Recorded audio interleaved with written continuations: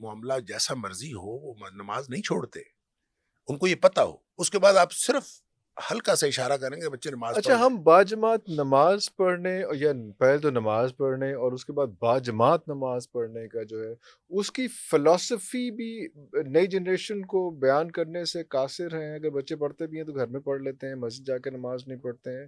مسجد میں جا کے نماز پڑھنے کی جو ایک فلسفی ہے پوری، جب ہم اس کو ترجیح بنائیں گے تو بچے کے ذہن میں کوسچن ہوگا، تو ہمیں اب سوال کے ذریعے سے ہی اس کو لے کے جانا ہے۔ دیکھیں، جہاں تک باجماعت نماز کی فلسفی ہے، اللہ تعالیٰ نے ہمیں اس دنیا میں پیدا کر کے ایسے نہیں چھوڑ دی، ٹرو، بے مقصد نہیں واہ چھوڑا، واہ با واہ واہ، مقصد ہے۔ بالکل صحیح۔ اور پھر یہ انسان جو ہے یہ معاشرتی فطرت لے کے پیدا ہوا ہے، اور جب تک یہ دوسروں کے ساتھ جڑے نہیں، جو لوگ کہتے ہیں نا میں تنہائی پسند ہوں، بالکل خلاف فطرت بات کرتے ہیں۔ ارے جو کہتا ہے میں تنہائی پسند ہوں، خلاف فطرت بات، آپ تنہا رہ نہیں سکتے۔ تنہا رہ نہیں سکتے، انسان معاشرت، وہ ارسطو نے تو کہا تھا معاشرتی حیوان ہے، حیوان ہے، ہم تو اس کو حیوان نہیں کہتے، ہم ہاں تو کہتے ہیں انسان ہے، انسان ہے، لیکن اس کی فطرت جو ہے معاشرت پسند ہے۔ پسند ہے۔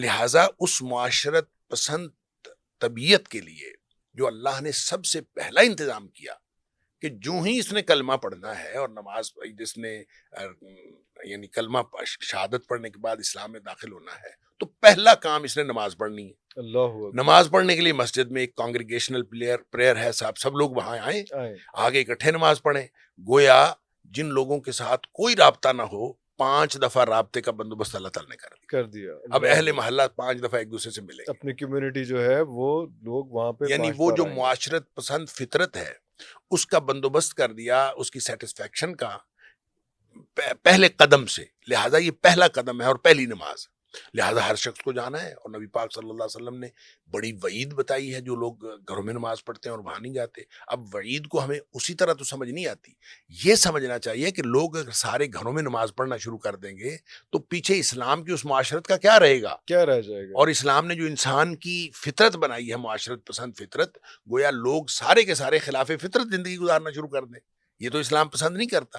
تو اسلام نے جو انسان کو فطرت دی ہے، دیکھیں بعض لوگ کہتے ہیں کہ وہ پرانی فطرت اور تھی، نئی فطرت اور ہے، اس کے لیے قرآن میں اللہ کریم نے فرمایا فَأَقِمْ وَجْهَكَ لِلدِّينِ حَنِيفًا فِطْرَةَ اللَّهِ الَّتِي فَطَرَ النَّاسَ عَلَيْهَا۔